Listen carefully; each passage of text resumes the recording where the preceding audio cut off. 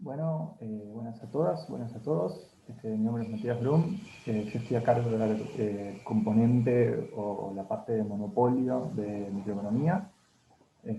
Tienen la presentación, es una presentación larga que tiene básicamente 4 secciones. Y lo que vamos a hacer es ver esas secciones a lo largo de varios videos que están colgados o van a ir estando colgados. Como ven ahí, la lectura recomendada es en Nicholson, capítulo 13, el Varian, capítulo 24-25. Como siempre, las transparencias no son notas recientes de la cátedra. Y sin mucho más resumen, el esquema de las clases, o lo que nosotros vamos a ver en estas clases, es principalmente, primero, una caracterización de lo que es un monopolio, una definición intuitiva de qué es lo que constituye un monopolio. Segundo, vamos a ver el caso más clásico de maximización de beneficios y determinación de precios, cómo funcionan los mercados monopólicos. Por eso lo vamos a ver primero con intuición gráfica, haciendo gráficos con un clásico punto de corte, entendiendo dónde está el precio y la cantidad de equilibrio y cuáles son los beneficios. Vamos a hacer eso formalmente, o sea, vamos a hacer una derivación matemática, plantear condiciones de primer orden, hacer las cuentitas, por así decirlo, y después vamos a dar un paso más allá y discutir eficiencia y bienestar bajo el caso de monopolio, y hacer eso en particular contrastándolo con el caso de competencia perfecta para ver si los monopolios, en qué condiciones generan la misma cantidad o el mismo nivel de bienestar social. Y después vamos a pasar a una cosa que está un poco más conectada con la realidad, con el mundo exterior, que se llama discriminación de precios, que es salir un poco del caso clásico del monopolio, en el cual esencialmente un monopolista fija un precio, y vamos a pensar que los monopolistas pueden hacer uso de ese poder de mercado que intuitivamente nosotros sabemos que los monopolistas tienen, y tratar de hacer cosas un poco más elaboradas en el mercado. Me estoy adelantando un poco, pero cuando lleguemos a esa parte va a estar un poco más claro. Entonces, pasando a lo que es la caracterización de un monopolio. ¿Qué es un monopolio? Una definición básica, si se quiere, de monopolio es un mercado en el cual tenemos un único oferente. No necesariamente un único productor, pero vamos a hablar coloquialmente del productor, pero la idea es que hay una única persona o una única empresa que vende un bien, ¿verdad?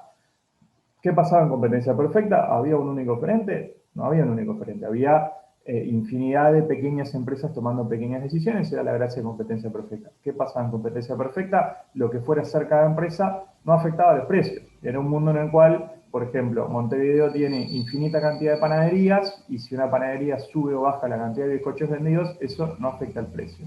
¿Qué pasa cuando tenemos un monopolio? Hay un único oferente. Las decisiones que tome el monopolista, las decisiones que tome el oferente, van a afectar los precios. ¿Por qué? Porque es la única persona o la única empresa tomando esas decisiones. En este caso, el monopolista tiene el poder, o la monopolista tienen el poder de afectar los precios. En contraste con competencia perfecta, esto va a querer decir que el agente, la empresa, no es más tomadora de precios. Uno no decide poner una panadería, da una vuelta por el barrio y se fija a cuánto está el precio de kilo de bizcochos, sino que uno puede tomar una decisión sobre eso. Vamos a decir entonces que el monopolista o el oferente puede elegir precio o cantidad. Y si se fijan bien, yo marqué ahí precio o cantidad, ¿verdad? ¿Por qué? A ver, o cantidad. ¿Por qué el monopolista elige precio o cantidad? ¿No puede elegir las dos cosas? O sea, la intuición capaz que tenemos nosotros es que el monopolista es como una especie de ente todopoderoso que puede hacer lo que quiera. Y lo importante acá es que nosotros seguimos funcionando en una economía de mercado en la cual hay una curva de demanda, ¿verdad? ¿Qué es lo que nos dice la curva de demanda? La curva de demanda nos dice las combinaciones de cantidades y precios que están dispuestas a comprar los consumidores o la economía en su conjunto. Una curva de demanda nos dice, a 10 pesos el kilo se venden 5.000 bizcochos, a 100 pesos el kilo se venden 3.000 bizcochos, a 1.500 dólares el kilo se vende un bizcocho, ¿verdad? Tenemos esta idea que la curva de demanda es descendente, ¿verdad? Cuanto más alto el precio, más baja la cantidad. Entonces, si bien el monopolista es el único oferente, el monopolista no puede forzar las dos cosas. El monopolista, por así decirlo, va a poder elegir en qué parte de la curva de demanda nos podemos ubicar, pero no va a poder forzar a la gente a estar afuera de una curva de demanda. O sea, si nosotros pensamos una curva de demanda de cualquier bien, así por el estilo, el monopolista no puede decir, mira, decido venderte a 5.000 dólares 10 millones de bizcochos. O sea, este punto. Este punto, el monopolista no lo puede forzar a la población o a los consumidores. Básicamente porque el consumidor retiene el poder de comprar o no comprar. Si el monopolista fija este precio, y bueno, va a vender esta cantidad. Si el monopolista quiere vender esta cantidad, y bueno, la va a tener que vender a este precio. Entonces el monopolista puede elegir o precio o cantidad. Pero no es cierto que el monopolista, entre comillas, pueda hacer lo que quiera en el mercado, en el sentido de decir, vendo todos los bizcochos que quiero, todo lo caro que quiero. El consumidor tiene la decisión y retiene la decisión de básicamente decidir si compra o no compra. Es un poder relativamente menor, porque el monopolista, vamos a decir que tiene poder de mercado, pero sin embargo hay que retener esa idea de que el monopolista va a poder elegir precio o cantidad, va a poder elegir en qué parte de esta curva se puede ubicar, pero no va a poder elegir en un punto afuera de la curva, ¿verdad? ¿Se entiende un poco la idea? Espero que sí. Lo que vamos a hacer en el resto del curso es hacer de cuenta, o bien hacer de cuenta no, vamos a partir de la base de que el monopolista está eligiendo cantidades y después vamos a ver cuáles son los precios a los cuales nosotros llegamos. ¿Ah? Esto es un tema más que nada de facilidad matemática. Nosotros cuando lleguemos a la parte de hacer las condiciones de primer orden y de derivación matemática, vamos a hacer derivadas respecto a Q y vamos a hallar P. Y es mucho más sencillo trabajar derivando respecto a Q y hallando P que planteando las ecuaciones al revés, derivando respecto a P y encontrando el Q de equilibrio. Es un tema de practicidad y de facilidad de enseñar el tema. Conceptualmente, los monopolistas que están ahí afuera, algunos eligen precio y otros eligen cantidad, ¿verdad? La idea es, yo puedo ser el único productor de bizcochos y decir, vendo a 100 pesos el kilo y después ver cuántas cantidades se venden y que en la práctica funcione así. A efectos del curso vamos a trabajar sobre la base de que el monopolista elige cantidad. En el fondo, no importa, todo lo que nosotros hagamos se puede resolver, si se quiere, de la otra manera, pero bueno, vamos a tratar de hacer algo sencillo, ¿verdad? Volviendo o siguiendo con el tema de la caracterización, ¿verdad? Por cómo es que tenemos un monopolio, cómo llegamos a una situación de monopolio, o en todo caso una situación de monopolio puede ser definida como un caso en el cual hay barreras a la entrada. Esto quiere decir, hay una sola empresa en el mercado y no están pudiendo entrar otras empresas. Un motivo por el cual no pueden entrar otras empresas es lo que tenemos marcado acá en la transparencia como por barreras a la entrada tecnológicas. Y acá podemos pensar como dos subcasos, pero bueno, un primer elemento de barrera tecnológica sería nadie más tiene la tecnología para producir ese bien o ese servicio, ¿no? Yo puedo inventar una manera nueva de hacer bizcochos o puedo inventar un producto nuevo y que nadie sepa cómo funciona. Nadie sepa cómo hacerlo, nadie tenga la máquina para poder hacer eso. Y en ese caso nadie puede entrar a competir conmigo porque nadie sabe cómo se hace eso. Una segunda interpretación o idea de estas barreras tecnológicas es que la tecnología que hay para producir estos bienes funciona con una escala de una manera tal que esencialmente se hace muy caro entrar. Entonces uno podría pensar, ¿sabemos cómo se hacen las represas? Yo personalmente no, pero sabemos, hay un conocimiento. Debe haber un tutorial de YouTube de 400 horas de cómo hacer una represa. Para el Uruguay, ¿tiene sentido que entre un segundo oferente de electricidad, además de la UTE, a una escala de hacer otra represa gigante en otro río? Y la tecnología es cara. Hacer otra represa sale carísimo. Hay que hacer terrible construcción, la represa Salto Grande demoró un montón de años en hacerse, fue extremadamente complicado, requiere una obra de infraestructura tal que si uno dijera, bueno, vamos a tratar de competir con la UTE, bueno, para competir con la UTE hay que hacer otra represa en otro río, la tecnología es tal que es muy caro hacer esa inversión para terminar compitiendo por 100, 200, 500, 1000 consumidores.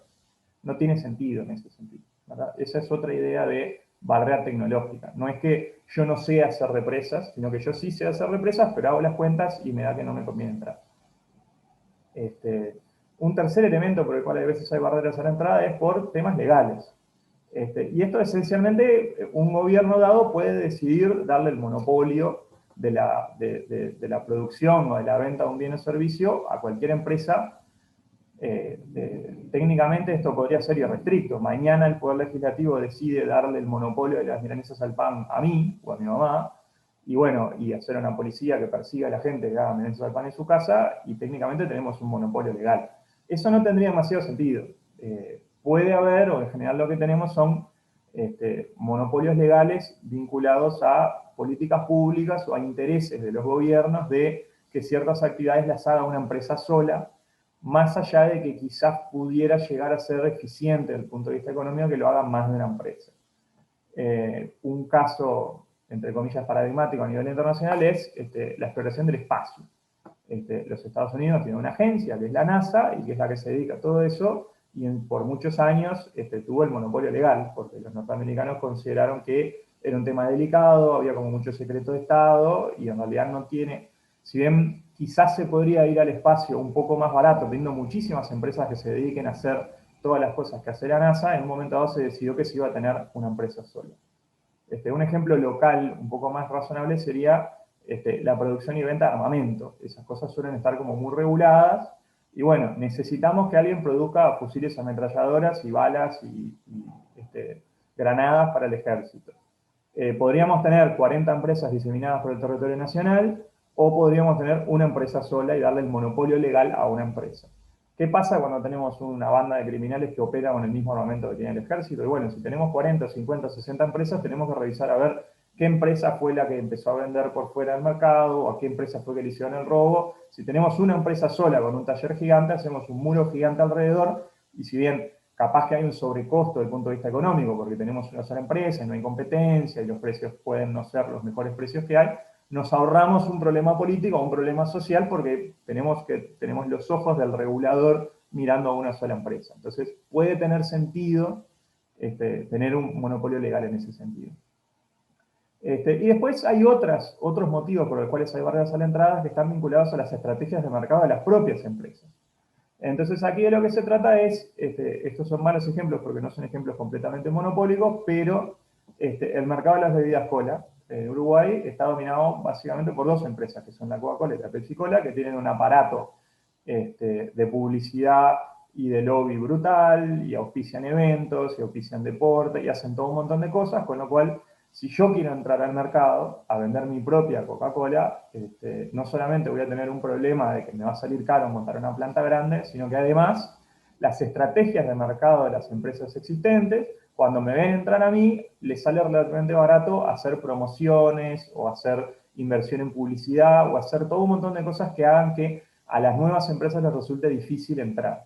Uno puede concebir un mundo en el cual hay una gran empresa instalada, que capaz la tecnología la gente la conoce, capaz no es tan caro entrar, capaz no hay una barrera legal, pero la empresa usa parte de sus beneficios, parte de sus ganancias para invertir en publicidad, en lobby, o en algún elemento que haga que a las empresas que quieran entrar les resulte extremadamente difícil. Habiendo dicho esto, nosotros en competencia perfecta veíamos que competencia perfecta en el largo plazo, básicamente las empresas terminaban teniendo beneficio cero, ¿verdad? O sea, si teníamos, ¿cómo funcionaba competencia perfecta? Si una empresa tiene un beneficio mayor al cero, que cero es el beneficio normal, ¿verdad? Ya todos sabemos que el beneficio cero implica que el empresario tiene una remuneración al capital normal, y los trabajadores reciben su salario igual a la productividad marginal del trabajo, etcétera, etcétera. No es que ganen cero, sino que son los beneficios normales. Pero si hubiera una empresa que gana una renta extraordinaria, que tiene un beneficio mayor que cero, lo que pasa en el mediano plazo es, entran nuevas empresas. Esto lo vamos a ver en profundidad ahora en un rato, pero la intuición sería, bueno, si tenemos barreras a la entrada y tenemos una sola empresa, un solo oferente, que tiene beneficios positivos, extranormales, o sea, que se está llenando de plata, el mecanismo de mercado abierto, de mercado libre, de libre competencia, sería que entren empresas, pero ahí en la transparencia yo les estoy mostrando que hay barreras a la entrada. Entonces no pueden entrar las nuevas empresas. Por lo tanto, todas estas barreras a la entrada hacen posible que en un monopolio pueda haber, no quiere decir que deba haber, pero en un monopolio puede haber rentas extraordinarias, pueden haber beneficios extranormales, y estos beneficios extranormales pueden existir por un buen tiempo, ¿verdad? Esto es una intuición, después lo vamos a formalizar, vamos a ver ejemplos, pero lo importante sería decir, bueno, así es como funcionan los monopolios, estos son los tipos de barreras a la entrada que tenemos, y cuáles son las implicancias de esas barreras a la entrada, que pueden existir beneficios positivos. Hablamos de monopolio legal, hablamos de estos monopolios por estrategias de mercado. En lo que queda del curso, en el curso nosotros nos vamos a manejar o vamos a centrarnos en el caso de los monopolios naturales, que son un caso especial de monopolio. ¿Ok? No nos vamos a olvidar que existen los otros, pero a efectos de hacer las cuentas y hacer los ejercicios nos vamos a concentrar en el caso de monopolio natural. ¿Cuál es la intuición atrás del monopolio natural? Como dice la transparencia, el costo de producción es tal que es más barato satisfacer toda la demanda con una sola empresa. En otras palabras, como dice la transparencia, hay altos costos fijos y, muy importante el paréntesis, relativos al tamaño del mercado. ¿Esto qué quiere decir? Un ejemplo convencional sería la UTE, por así decirlo, o alguna otra empresa de estas gigantes. ¿Cuál es la gracia? Uruguay es un país relativamente pequeño, tiene 3 millones de habitantes, ¿verdad? ¿Qué vamos a hacer? Vamos a tener muchas empresas haciendo inversiones enormes que implican que hay costos fijos, que hay que hacer toda una represa, que hay que hacer, no sé, toda una planta purificadora de agua. Si quisiéramos distribuir agua en la ciudad con 3 o 4 empresas, tendríamos que tener 3 o 4 empresas que rompieran todas las calles y tuvieran 3 o 4 juegos de cañería y que a cada calle le llegaran 3 o 4 juegos de caña. Vamos a hacer toda esa inversión fija para que yo pueda elegir si mi agua viene de la OC1, la OC2, la OC3 o la OC4. El costo fijo de hacer todo eso, o sea, el costo de picar las calles y poner las tuberías y tener un montón de plantas purificadoras de agua y con tratamiento de efluentes y todo eso, es tan grande que incurrir en esa inversión para satisfacer un pedazo del mercado es prohibitivo, no tiene sentido. O sea, para satisfacer las necesidades de agua o de luz de Montevideo, al final del día, si tenemos una empresa, capaz que esa empresa tiene beneficios extranormales, pero si tuviéramos 2 empresas, las empresas tienen que invertir tanto que terminan perdiendo plata, no les sale, ¿verdad? Es más barato satisfacer a todo Montevideo con una empresa sola que tener más de una empresa. ¿Ok? ¿Por qué el paréntesis relativos al tamaño del mercado? Porque en realidad esta idea es que los costos son fijos para un mercado determinado. Brasil es un país inmenso y en Brasil hay muchas compañías de agua y muchas compañías de electricidad. Y México es un país inmenso, tanto en su extensión como en la cantidad de personas. La Ciudad de México es una ciudad que tiene 26 millones de habitantes. Hay un barrio que se llama Coyoacán que tiene 3 millones de personas, que es básicamente la población de Uruguay en un barrio. Entonces, México DF, que es una ciudad enorme, está abastecido tanto en luz como en agua por muchas empresas. Y uno lo que tiene son empresas, entre comillas, barriales. Hay una compañía eléctrica que es la que abastece Coyoacán y otra compañía de agua que abastece otra zona del DF y así sucesivamente. ¿Tiene sentido en ese caso tener más de una empresa? Sí. ¿Por qué? Porque relativo al tamaño del mercado para 26 millones de personas, se pueden hacer 3, 4, 5, 6 empresas. Ahora, cada una abastece 3, 4, 5 millones de personas. En el caso de Uruguay, o en el caso de Montevideo, que somos 1,5 millones, en el caso de Uruguay, que somos 3 millones, tener muchas empresas para abastecer a este mercadito no tiene sentido. ¿Por qué? Porque los costos fijos son muy altos para este mercado. Capaz que sí tiene sentido en un mercado más grande tener más de una empresa. ¿Por qué? Porque el mercado es más grande. Entonces, la definición de monopolio natural no está atada a un número, en el sentido de que no hay como una cantidad específica de consumidores que sean, bueno, a partir de acá tenemos o no tenemos en abstracto un monopolio o no monopolio. El tema es cuál es el tamaño del mercado, ¿no? Puede para ciertos mercados, para el mercado de la milanesa, para el mercado de la banana, para el mercado de electricidad, todo este tamaño del mercado puede ser distinto. O sea, lo que importa ahí es la tecnología de producción. ¿Qué quiere decir que hay unos altos costos fijos relativos al tamaño del mercado? Lo que quiere decir, en otras palabras, o una implicancia, es que el costo medio baja con la producción, al menos en algún tramo relevante. ¿Cuál sería el ejemplo? Bueno, imaginemos que ponemos una fábrica de cerveza, como la que hay en la calle, creo que Agraciada, o por ahí por Agraciada, Paraguay, está la sede de la Fábrica Nacional de Cerveza.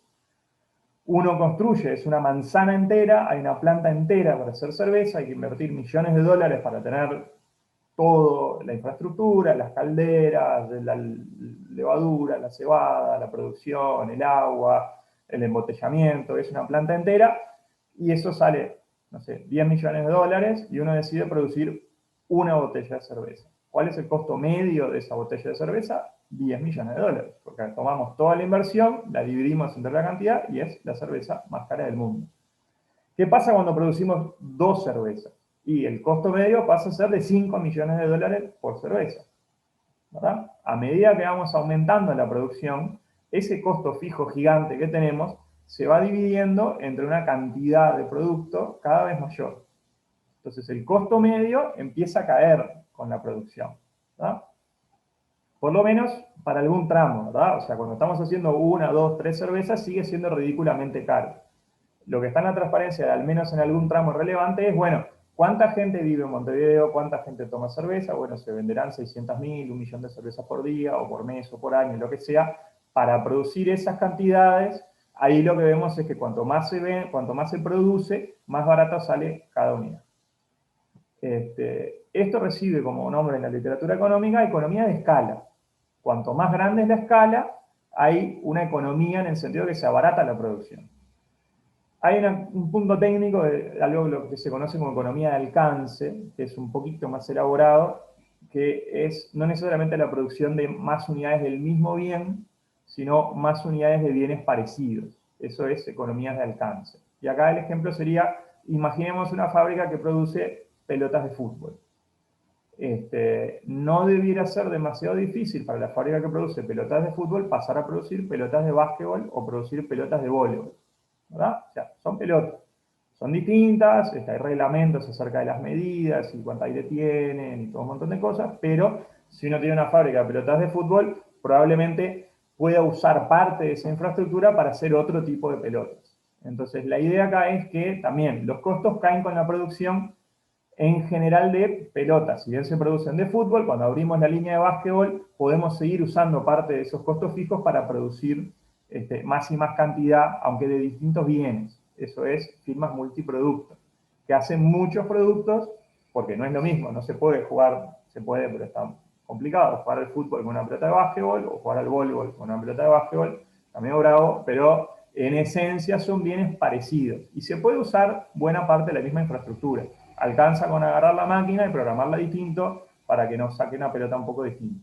Entonces, en estos casos, producir más del mismo bien o producir más de bienes parecidos que nos permiten aprovechar toda esa capacidad hace que el precio unitario o el costo unitario de cada unidad empiece a caer.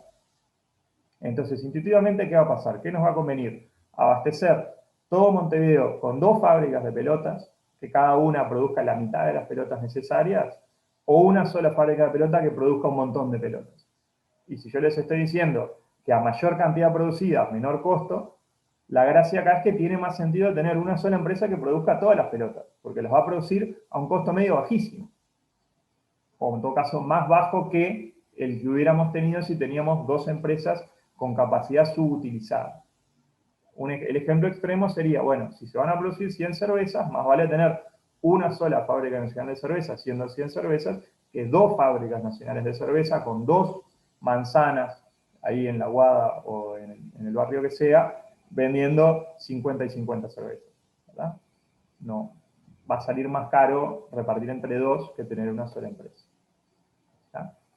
Esto se puede ver gráficamente con ese gráfico que tienen ahí ustedes, en el cual estamos representando los costos marginales y los costos medios en el eje de la Y y esencialmente la cantidad en el eje de la Q. Y esto es esencialmente lo que les estaba comentando.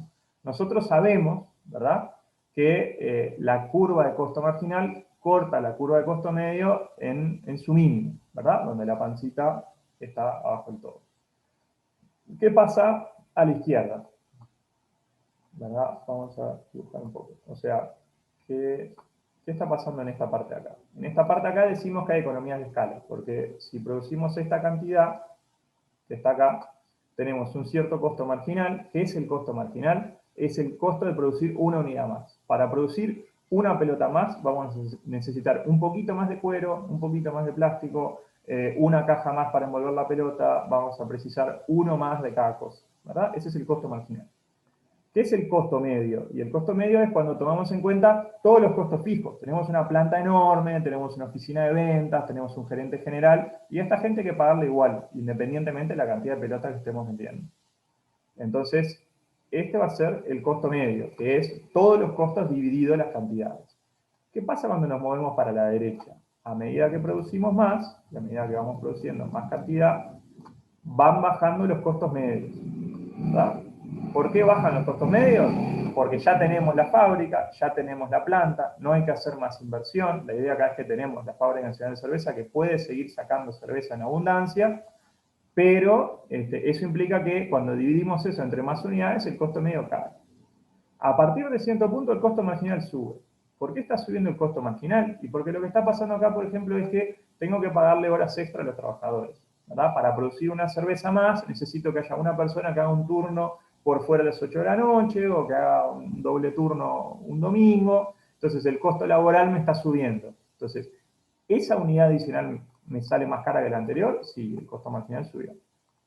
Pero el costo de la planta y la inversión en la planta es tan grande que el costo medio sigue bajando. No importa que ahora los trabajadores me salgan un poquito más caros. El costo medio sigue bajando. Entonces, en toda esta zona en la cual la curva de costo medio está por arriba de la curva de costo marginal, tenemos economías de escala. Cuanto más producimos, el costo medio de cada unidad tiende a bajar. Hasta que llegamos a este punto, que por ahora no tiene nombre, que es el punto de lo que se llama escala mínima eficiente. Este es el mejor punto en el cual podemos estar. Acá es donde nosotros queremos estar. Es un punto en el cual producimos la cantidad del bien óptimo que minimiza el costo medio. O sea, estamos produciendo las cervezas, las pelotas o lo que sea que hagamos al mínimo costo medio posible. ¿Qué va a pasar si nos movemos a la derecha? Estamos haciendo macanas. Porque, ¿qué pasa? Por un lado, si nos movemos a la derecha, es cierto que estamos como amortizando el costo de la planta, seguimos aprovechando las economías de escala de este costo fijo, de esta gran empresa, de esta gran planta, de esta gran máquina, pero todos los otros costos unitarios empiezan a crecer. El costo marginal empieza a estar por arriba del costo medio. O sea, acá estamos trabajando a marcha forzada. Nuestro proveedor habitual de etiquetas para las botellas de cerveza nos dice: señor, estamos trabajando a capacidad completa, si usted quiere que le mandemos las etiquetas, le tengo que cobrar de más porque tengo que abandonar otro trabajo. Los trabajadores les tengo que pagar horas extra porque están trabajando el domingo de noche. La electricidad de la UTE, que tiene varios tramos, se me empieza a disparar. O sea, el costo de producir una unidad más empieza a crecer un montón. Entonces, por más que los costos medios, o sea, por más que el costo fijo repartido entre las unidades siga bajando, los costos marginales crecen tanto más por arriba que el costo medio empieza a subir. Básicamente, del lado derecho, en todo este lado acá del gráfico, lo que está pasando es los costos marginales están por arriba del costo medio. ¿Qué quiere decir esto? Que tenemos deseconomías de escala. Esta es una manera muy académica de decir, no estamos haciendo las cosas bien.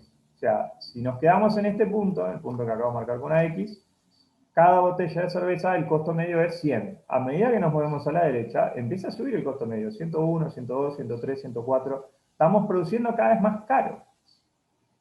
Lo cual no digo que no sea razonable, pero uno debería de prenderse una luz roja de por qué estoy incrementando la producción si estoy produciendo cada vez más caro, ¿verdad? Es un punto en el cual tenemos deseconomía de escala. No estoy ahorrando plata por producir más. De hecho, es al revés. Cuanto más produzco, más caro me sale cada unidad, ¿no?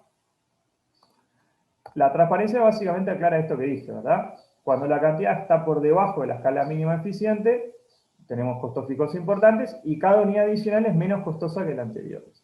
Lo que no dije es, ¿qué es lo que pasa en este lugar de economías de escala? Una empresa, una firma produciendo toda la demanda es más eficiente, en el sentido de que es más barata, que dos o más empresas repartiéndose el mercado. Vale decir, esto vuelvo a retomar el ejemplo. Cuando estamos en esta zona, para producir 1, 2, 3, 4, 5 unidades más de cerveza o de pelotas, ¿qué preferimos?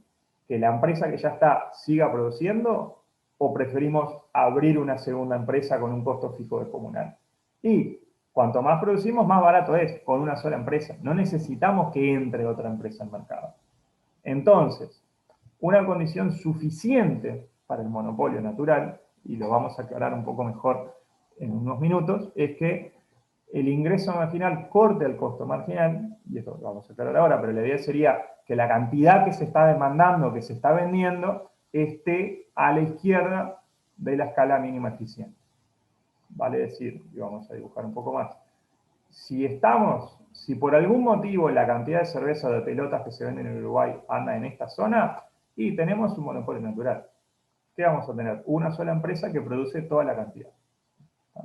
Es la condición suficiente. O sea, si pasa que la cantidad vendida o la cantidad demandada o la cantidad de equilibrio está en esta parte, hay monopolio natural. No hay otra, no hay con qué darle. No tiene sentido construir otra represa, no tiene sentido construir otra fabricación de cerveza, no tiene sentido hacer otra planta. Esto también pasa en los servicios, pero mis ejemplos, para que sea como muy claro, son muy como industriales, porque uno se imagina una planta gigante, pero no tiene sentido incurrir en ese costo fijo de vuelta por parte de otra empresa, cuando la empresa existente produciendo una unidad más, lo que de hecho hace es abarata sus costos medios, ¿no? Pero es más barato. Entonces, a la izquierda de este punto, a la izquierda de la escala mínima eficiente, va a haber sí o sí siempre un monopolio natural. ¿Por qué decimos que es suficiente? O sea, es suficiente porque es suficiente, alcanza con estar a la izquierda para que se cumpla eso. ¿Es necesario? No es necesario. Y esto lo tenemos en esta parte mística de la transparencia que dice suficiente pero no necesaria, y este concepto místico de subaditividad que lo voy a explicar ahora. ¿Qué puede pasar? Y lo que puede pasar es que haya un pedacito, que estoy dibujando ahí, un pedacito del mercado en el cual existan deseconomías de escala, pero que igual convenga tener una sola empresa produciendo. Esa es la intuición de lo que es subaditividad, y ahora vamos a tener un par de transparencias explicando específicamente lo que es subaditividad. No se asusten. Subaditividad es un concepto o una idea o una intuición que dice: una empresa puede producir una cantidad, la cantidad demandada, a un costo menor o igual al de dos empresas juntas. Básicamente estamos diciendo lo mismo por vez número 500. La Fábrica Nacional de Cerveza puede producir esa cantidad de cervezas más barato que dos empresas repartiéndose el mercado. ¿Tá? Ahora bien, ¿cuándo hay un monopolio natural? Cuando hay subaditividad. Entonces, subaditividad implica monopolio. Y de hecho, como haciendo las cosas un poco más finas, subaditividad nos dice la cantidad de empresas óptimas en el mercado. Capaz que, vamos a ver ahora una gráfica, la estructura tecnológica, la manera en que se produce, las máquinas, cómo funcionan, nos dicen: en este lugar habría que tener dos empresas abasteciendo todo el mercado, o tres empresas, y ahí tendríamos duopolio o oligopolio. Entonces, las economías de escala son condición suficiente para que haya subaditividad, pero no son condición necesaria. A ver, ¿qué eran las economías de escala? Estar a la izquierda del punto de la escala mínima eficiente. ¿Qué es la economía de escala? Que el costo medio esté por arriba del costo marginal. ¿Tá? ¿Por qué digo que son suficientes pero no necesarias? Porque si tengo economía de escala, entonces tengo subaditividad. Pero si tengo subaditividad, ¿necesariamente sí o sí se cumple siempre que tengo economías de escala? No. ¿Qué puede pasar? Puede pasar que haya subaditividad en el tramo creciente del costo medio. Y eso yo lo expliqué hace unos minutos diciendo, bueno, puede pasar que estemos en esta parte de acá, en el cual en realidad el costo medio es creciente, o sea que no hay economías de escala, hay deseconomías de escala, y sin embargo, en este tramo haya subaditividad. Todo esto está como medio confuso. Vamos a aterrizarlo con un ejemplo, ¿verdad? O por lo menos con un ejemplo un poco abstracto, con una gráfica. ¿Qué es lo que estamos poniendo en esta gráfica? En esta gráfica tenemos una curva de costo medio, y esta curva de costo medio, la primera curva de costo medio, la que ven más a la izquierda, y ahora vamos a repasarla, ¿no? Esta curva de costo medio que ustedes ven acá, es la curva de costo medio de abastecer la demanda en un mercado con una empresa. ¿Qué pasa si entran otra empresa? ¿Verdad? Y lo que tenemos es la curva de costo medio de las dos empresas. Si tenemos la curva de costo medio de las dos empresas repartiéndose el mercado, tenemos esta curva de costo medio, la que está corrida hacia la derecha.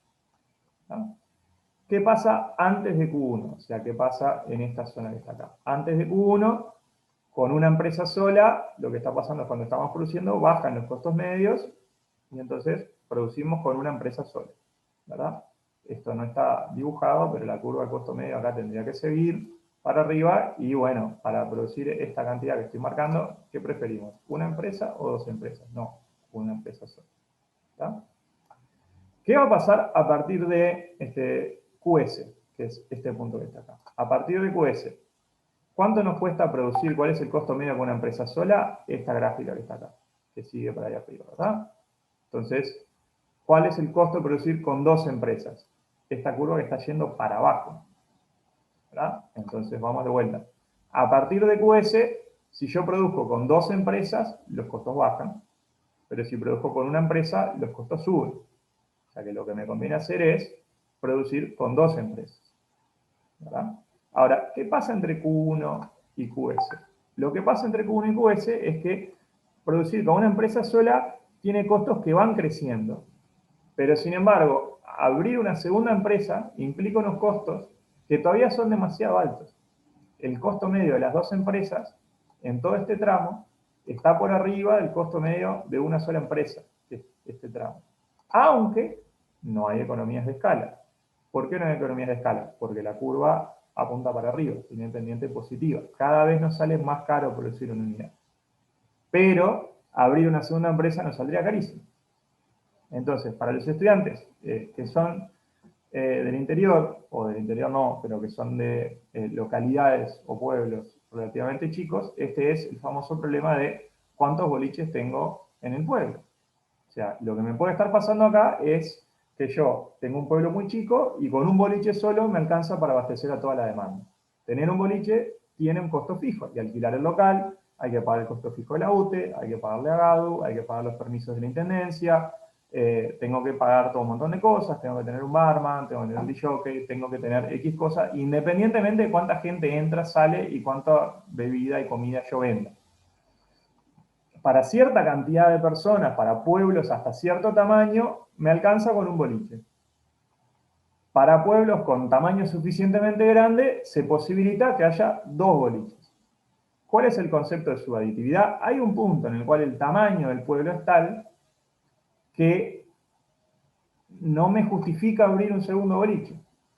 Entonces lo que pasa es que estoy clavado entre Q1 y QS. ¿Qué es lo que va a pasar acá? Que el primer boliche va a operar a capacidad completa. Hay un solo boliche que está siempre lleno y que los mozos trabajan horas extra y que la UTE estamos en la franja más cara del costo de electricidad y la intendencia no sé, nos cobra por ruidos molestos. O sea, estamos teniendo un montón de sobrecostos.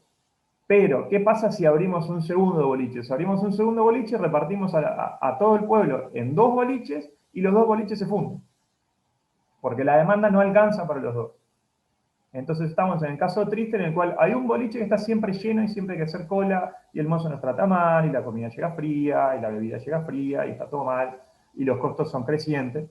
Pero abrir un segundo local nos sale demasiado caro para el lugar. Entonces la demanda es tal que tiene sentido o es más barato producir para toda la demanda con una sola empresa aún a costos crecientes. Eso es subaditividad. Abastecemos toda la demanda con una sola empresa, aunque haya costos crecientes, porque repartirlo entre dos sale demasiado caro.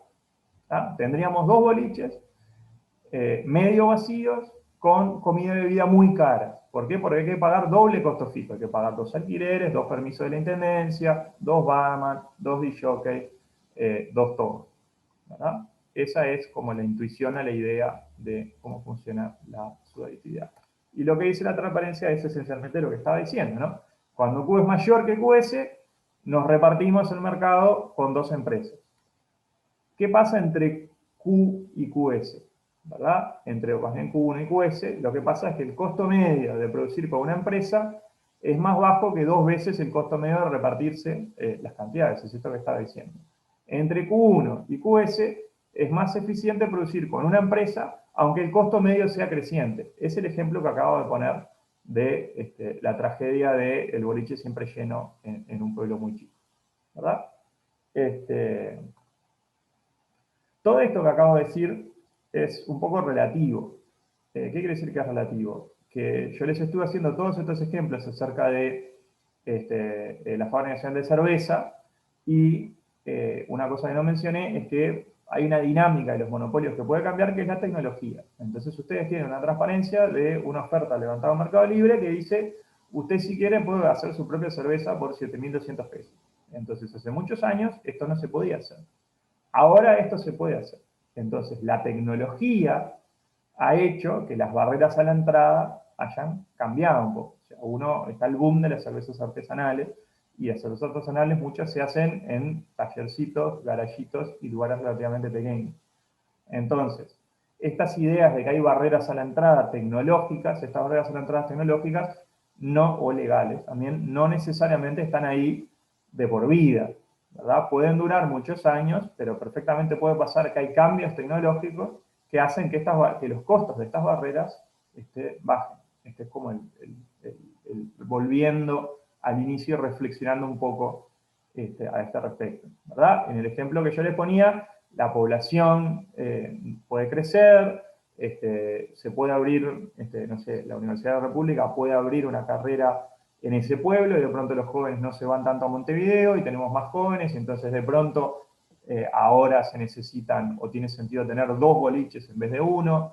Las situaciones son dinámicas. Nosotros no vamos a trabajar mucho con este tema de situaciones dinámicas, pero como para que les quede en la parte de atrás de la cabeza que hay cosas que nosotros no vamos a ver en esta parte de monopolio, pero que el mundo es cambiante, ¿verdad?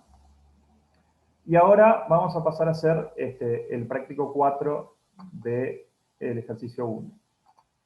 El práctico 4 del ejercicio 1 es un ejercicio de subaditividad. Básicamente tenemos una curva de costos que está dada por esa función que tenemos ahí, que dice el costo de Q es 40Q menos 10Q cuadrado más Q3, Q a la 3, perdón. Y tenemos ABC de preguntas, ¿verdad? La pregunta A es, ¿para qué valores de Q hay economías de escala? ¿Para qué valores de Q hay deseconomías de escala? ¿Cuál es la escala mínima eficiente? Y después tenemos un conjunto de ejercicios, de cosas a resolver con cantidades específicas. O sea, básicamente yo los voy a pasear en este ejercicio por qué pasa cuando se produce 5, cuando se produce 10, si hay una empresa sola, si hay 2 empresas. Y la idea intuitiva o básica del ejercicio es tratar de mostrarles con numeritos, para un caso concreto, esta idea de subaditividad y esta idea de economía de escala, ¿verdad? Eso es un poco el objetivo. Bueno, dijimos, vamos a hacer el práctico 4, ejercicio 1. La idea principal acá es que tenemos una curva de costos de una empresa, que básicamente tenemos que la curva de costos es igual a 40Q menos 10Q cuadrado más Q a la 3, ¿verdad? Y tenemos vamos a empezar con el punto A, que dice, ¿para qué valores de Q tenemos economías de escala? ¿Ah?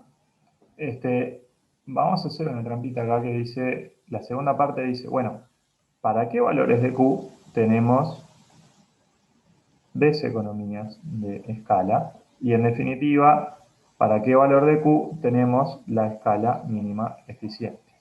¿Verdad? Entonces, nosotros recién en la transparencia veíamos que teníamos una curva, esto va a ser muy difícil, pero teníamos unas curvas así, ¿verdad? En la cual teníamos una curva de costo marginal y una curva de costo medio. Y teníamos un punto acá. Entonces dijimos, a la izquierda de este punto, ¿qué tenemos? Economía de escala. ¿Y qué teníamos a la derecha de punto? Deseconomías de escala. ¿Y cómo se llamaba este punto? Este punto era la escala mínima eficiente, ¿verdad? Entonces, podemos contestar las 3 preguntas encontrando dónde está el punto de escala mínima eficiente. Gráficamente, si miramos este gráfico, ¿dónde está la escala mínima eficiente? Acá. ¿Qué es acá? Este punto que vamos a ponerle A. El punto A es un punto en el cual se cumple que el costo marginal es igual al costo medio. Todo el mundo lo ve esto, tenemos la curva de costo marginal, tenemos la curva de costo medio, y en este punto coinciden gráficamente, con lo cual conceptual y analíticamente costo marginal es igual a costo medio. Entonces, vamos a resolver el ejercicio así. Arrancamos de esta curva de costo total, ¿verdad? Acá que están los costos fijos, que por suerte no tenemos ningún costo fijo, no hay ningún número suelto que no dependa de Q, y tenemos un montón de costos variables acá. Pero bueno, ¿cómo hallamos los costos marginales? ¿Verdad? Costo marginal es básicamente el costo total, la derivada del costo total respecto a la cantidad. Mi letra es bastante mala, pero bueno, esto es una Q, ¿verdad? Entonces, vamos a derivar el costo total respecto a Q.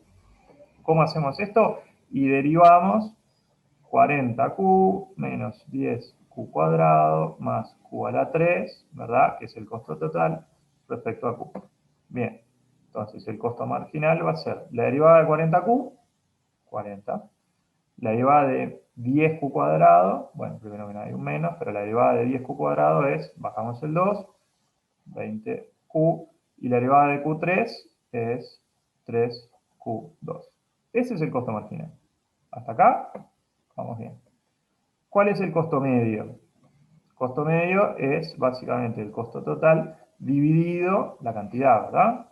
O sea que el costo total va a ser 40Q menos 10Q cuadrado más Q a la 3 dividido Q. ¿Y esto qué es?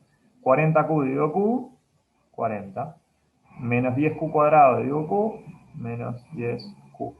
Q a la 3 dividido Q, Q a la 2. Entonces, ¿cuánto es el costo marginal? Esta expresión. ¿Cuánto es el costo medio? Esta expresión. O sea, esto y esto son la expresión matemática analítica de estas curvas, ¿verdad?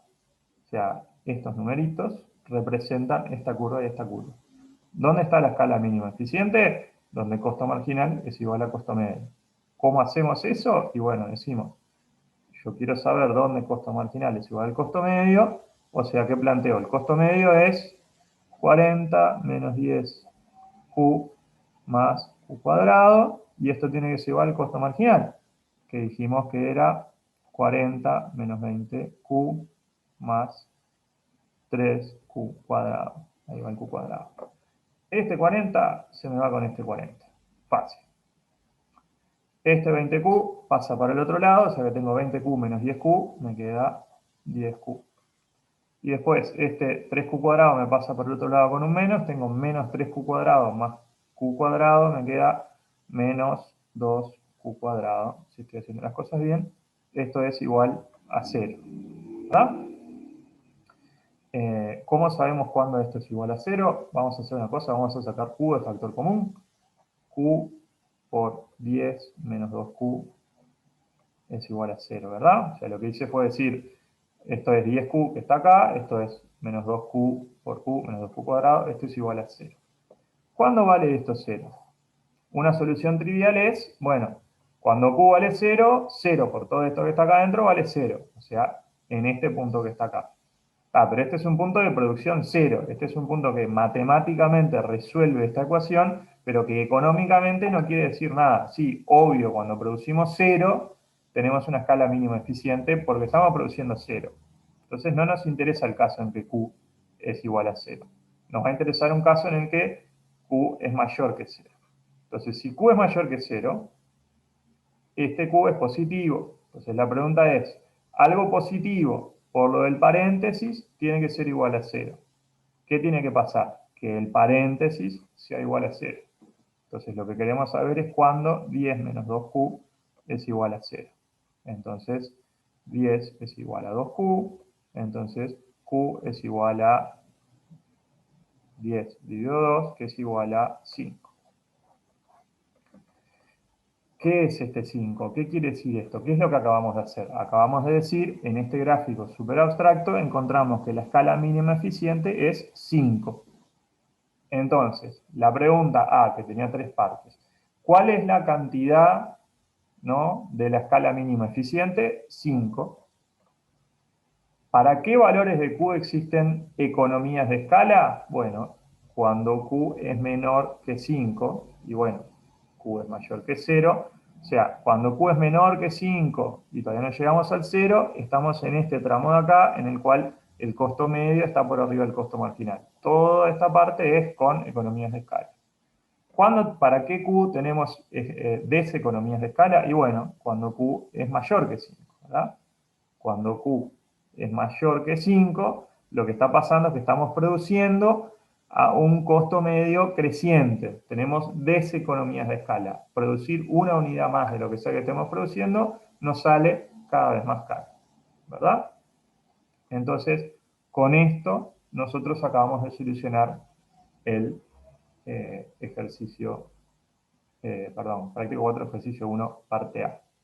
¿Vale? Esto vamos a tener las soluciones colgadas en el momento de todos los ejercicios del práctico, pero acá lo que me interesa es hacer las cosas paso a paso.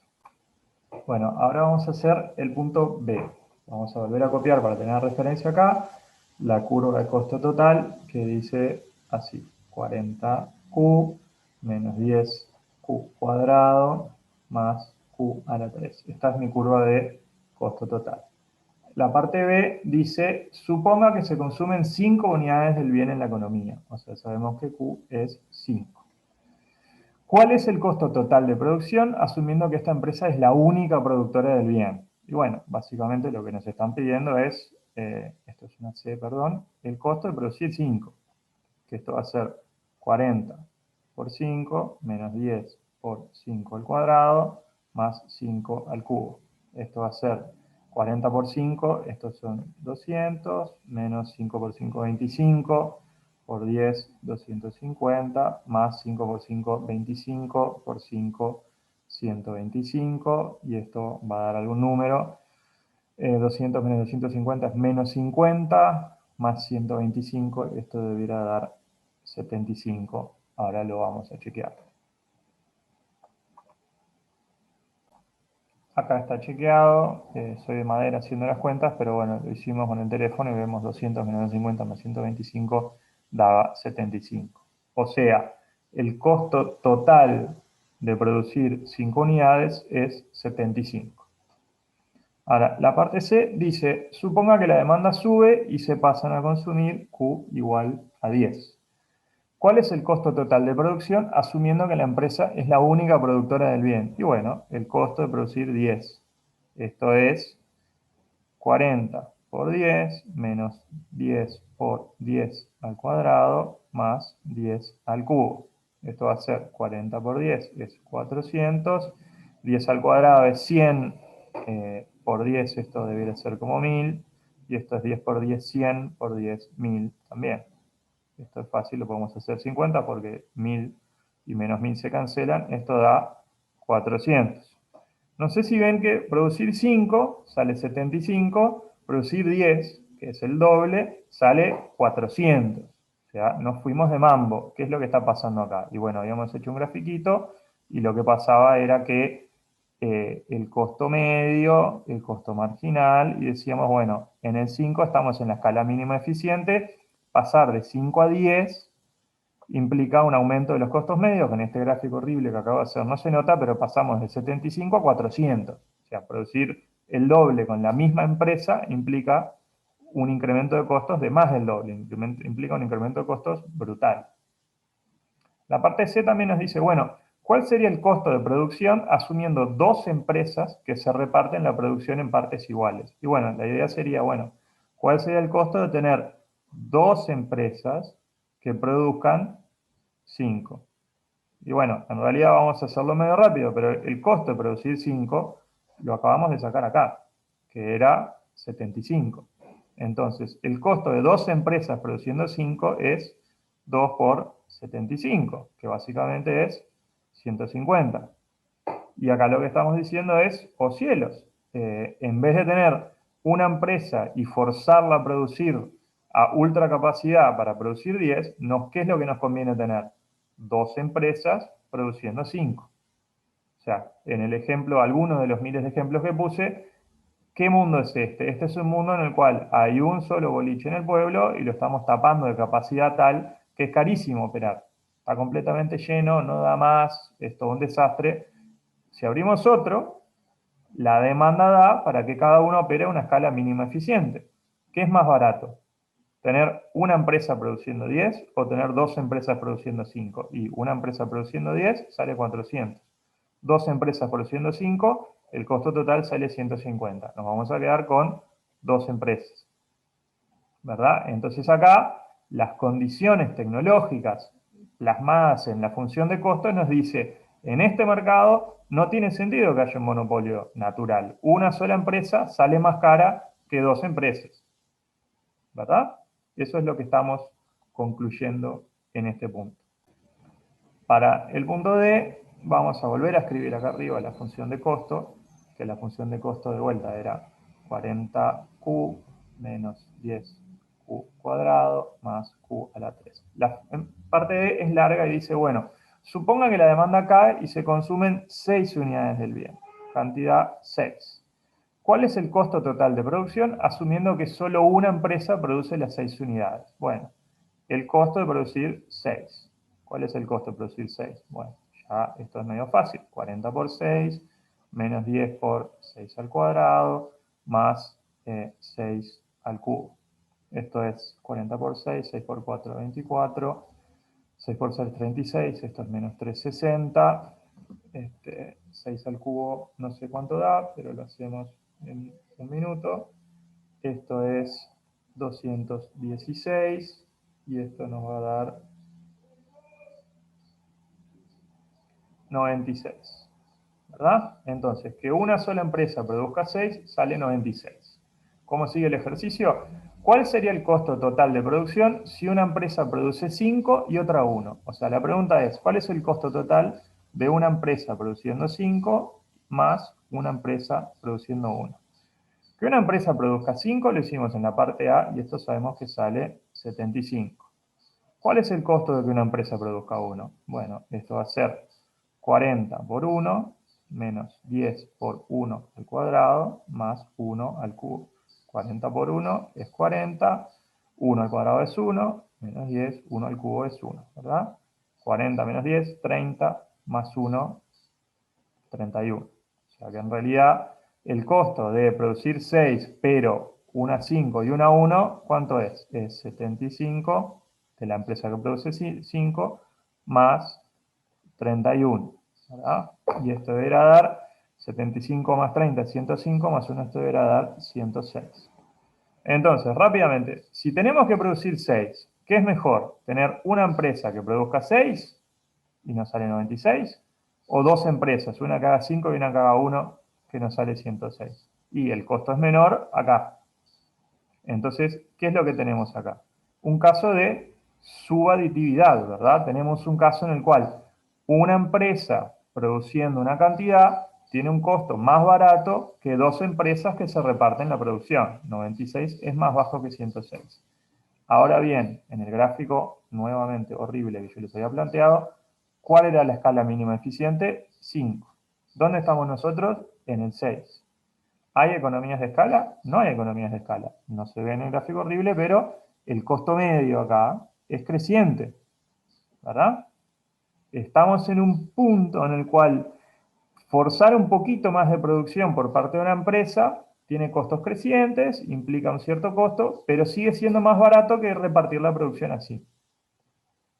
De hecho, la parte D sigue y dice, ¿cuál es el costo de producción si se dividen la producción en partes iguales? O sea, ¿cuál es el costo de tener dos empresas que produzcan una cantidad de 3, ¿verdad? Bueno, ¿cuál es el costo de producir 3?